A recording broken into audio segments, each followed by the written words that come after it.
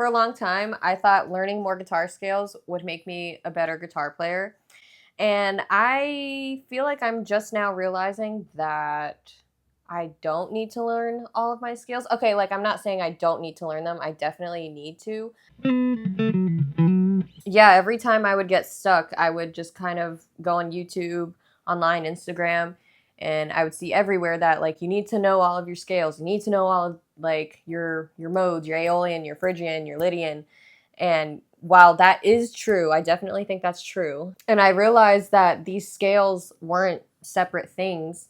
I realized they all were connected on the fretboard. Also, the problem with wanting to learn all of your scales in one go or trying to rush and learn all of them is I found myself just memorizing the shapes. So, like, for example, if you know your major scale shape on the guitar,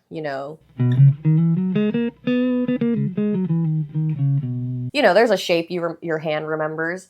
You're not really thinking about what notes I'm playing. Now I spend a lot of time trying to understand my major scale and like what makes up my major scale, the intervals, like the distance between each note.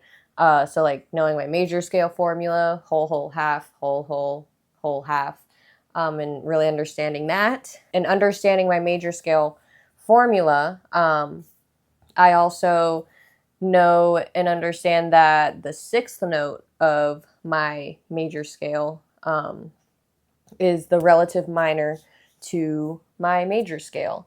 So, for example, key of C, as everybody explains it in, because there's no sharps or flats. It's just C, D, E, F, G, A, B, and then starts back over at C.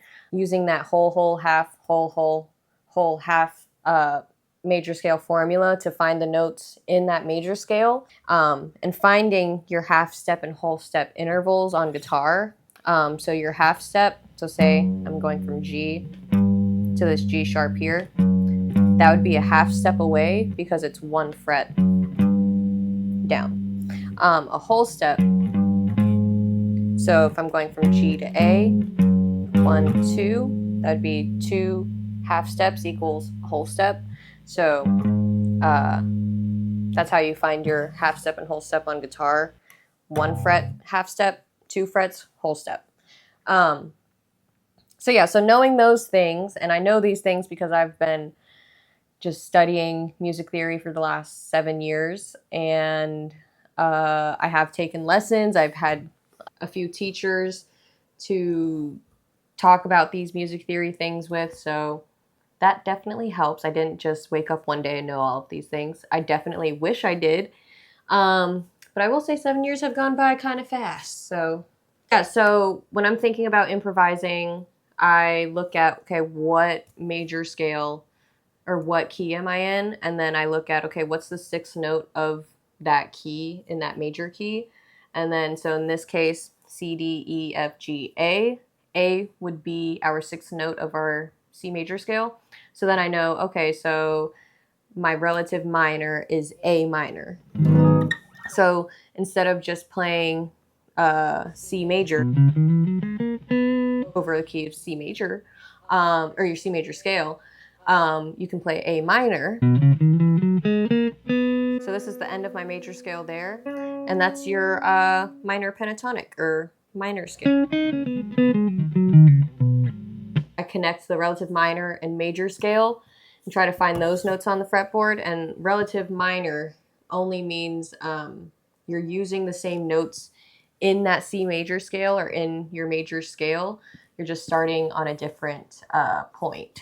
So, for example, C major starts on C. And then A minor is just starting on A. So you're just starting on that A. So A, B, C, D, E, F, G, A. That A minor is just starting on the A in the key of C major and going all the way up until A again. So A, B, C, D, E, F, G, A. Knowing your notes on the fretboard will definitely help out a lot. I'm getting better at it. It's definitely coming a lot faster than it used to. But Yeah, if I should do a video on how, like, the ways you can learn notes on your fretboard, let me know, because it did take me a while to figure out, like, there's just nobody really telling you how you can actually practice. So basically what I want you to take away is you don't need to know all of your modes and all of these scales to be able to improvise well. If you know your major scale formula and you know that the sixth note of your major scale is your relative minor, so all you would need to know is how to play your major scale in whatever key you're in, and then playing the minor scale, your relative minor or minor scale, to your major scale.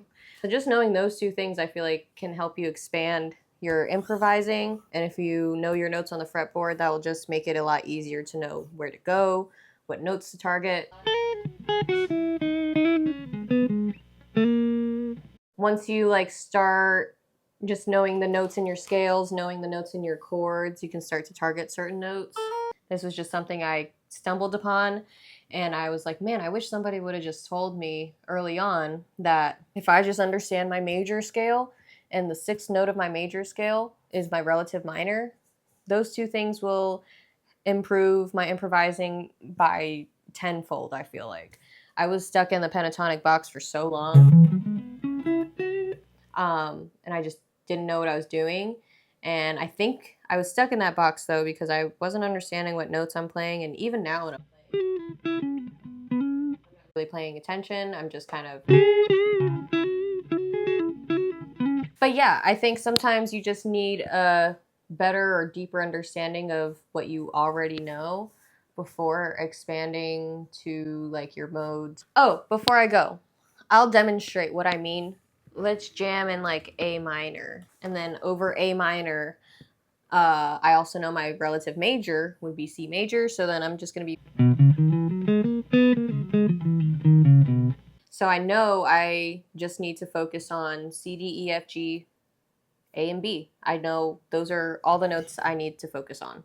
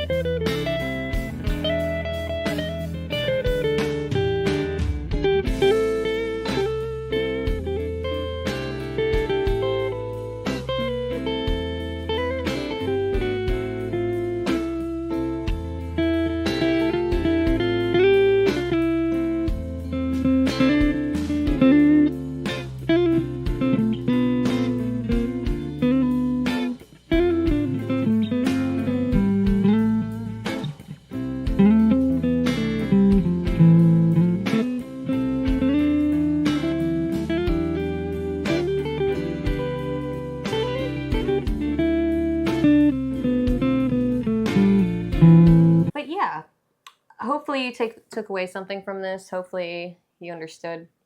If not, just let me know in the comments and I can make a video maybe going more in depth on certain topics that I talked about. I know I haven't made a video in a while.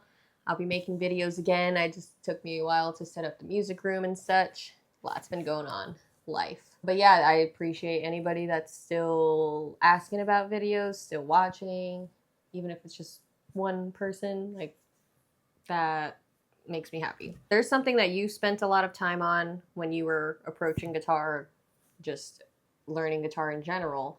What's something that you spent a lot of time on and wish that you did it? Let me know in the comments. I always love responding to comments and talking to anybody that's interested in watching me ramble.